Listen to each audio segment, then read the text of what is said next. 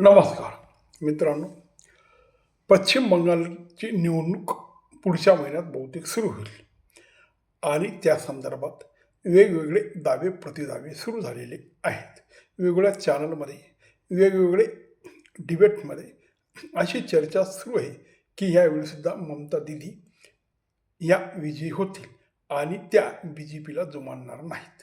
खरं तर हे सगळं बघितलं तर आपल्या असं लक्षात येतं की 15 वर्षापासून ममता दिदी त्या ठिकाणी मुख्यमंत्रीपदी आहेत आणि पूर्वी त्या केंद्रीय मंत्री होत्या आणि त्या बी जे पी बरोबर बी होत्या.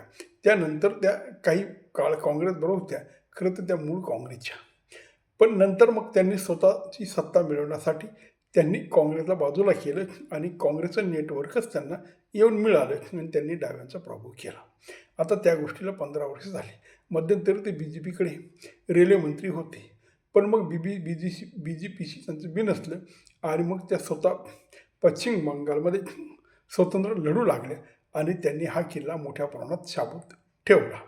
खरं तर त्या 11 स्थळं आहेत.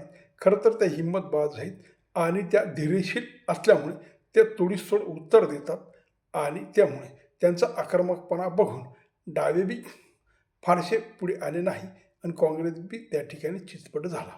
त्यानंतर बी जे पीचं त्या ठिकाणी मुळीच अस्तित्व नव्हतं, पण हळूहळू बी जे पी घुसला आणि त्याने 2024मध्ये त्यांना जागा कमी मिळाल्या.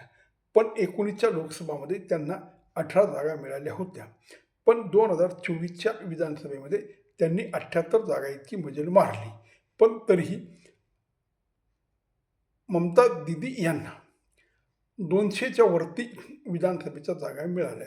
म्हणजे जे डाव्यांचं मतदान होतं, जे काँग्रेसचं मतदान, ते सरळ ममता दिदीला गेलं आणि त्यांना त्यांचा फायदा झाला. तसाच फायदा याला बी जे पीलाही झाला. बी जे पीलाही काही प्रमाणात कट्टर हिंदू, त्यानंतर काँग्रेसवाले, काही डावेवाले ज्यांना ममता दिदीकडे जायचं नव्हतं ते बी जे पीकडे आले. आणि आता ही निवडणूक अटीतटीची होईल. ह्या निवडणुकीसाठी ममता दिदीने कंबर कसली आणि बी जे पी बी मैदानात उतरलेला आहे. जे SRI चालू आहे, म्हणजे निवडणूक आयोग ज्या याद्या मतदारांच्या व्यवस्थित बनवत आहेत, त्या बाबतीत ममता दिदीने मोठे आक्षेप घेतले आणि त्या काल सुप्रीम कोर्टातसुद्धा आल्या आणि त्यांनी त्या ठिकाणी स्वतःची वकिली करण्याचा प्रयत्न केला. तसंच ईडीला त्यांनी मोठ्या प्रमाणात विरोध केला. त्यांनी असं दाखवण्याचा प्रयत्न केला की मी बंगालच्या जनतेसाठी किती मोठ्या प्रमाणात तुमच्या पाठीमागे उभी आहे आणि तुम्हावर कुठलाही अन्याय होऊ नये यासाठी माझी सगळी तयारी चालू आहे, असं त्या दाखवत असतात. इमोशनल कार्ड बऱ्याच वेळा त्या उत्तम प्रकारे खेळतात. तसंच हे करत असताना त्यांचं केडर फार चांगलं आहे आणि त्या प्रसिद्धी आहेत. मुळात त्यांची राहणी साधी आहे आणि त्यांच्यावर भ्रष्टाचाराचा आरोप नाही.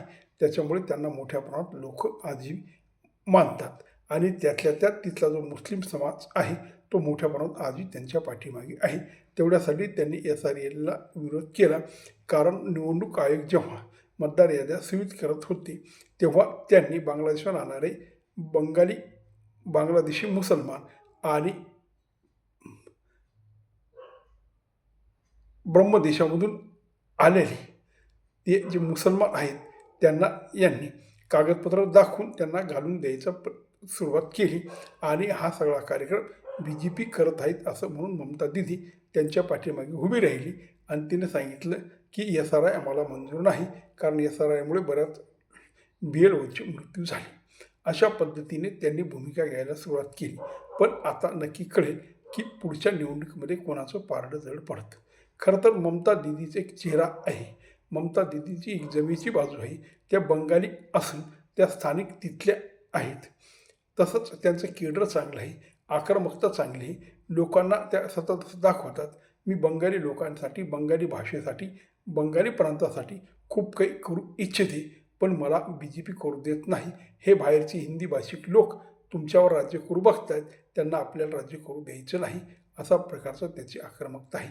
इकडे बी जे पी असं म्हणते की ममता दिदीने बंगालचं वाटोळ केलं, ममता दिदीने मोठ्या प्रमाणात घुसखोर घुसवले आणि मुसलमानाचं ममता दिदी लागून चांगून करते.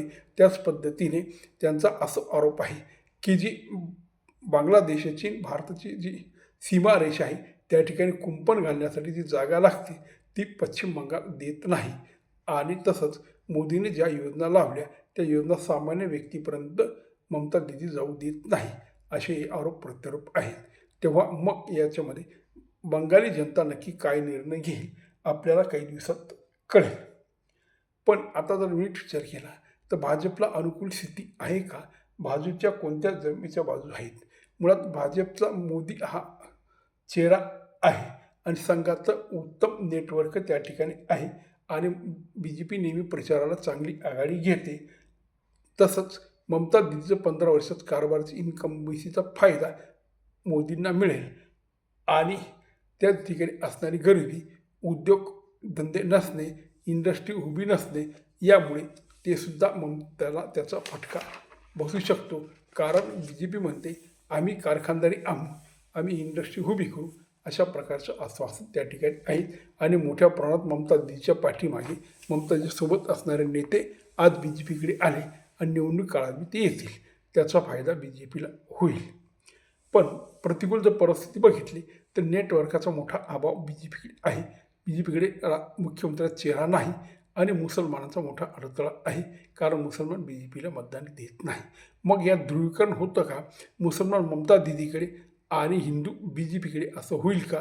किंवा ममता दीदीचा जो मुसलमान वर्ग आहे तो कबीरने जी बाबरी मस्जिदची पायाभरणी केली आणि हैदराबादचे OBC आणि कबीर यांची जर युती झाली आणि त्यांनी स्वतंत्र पक्ष जर उभा केला तर ते मतदान ममता दीदी सोडून तिकडे जाईल का? तसं झालं तर ममता दीदीला मोठा फटका बसण्याची त्या ठिकाणी शक्यता आहे.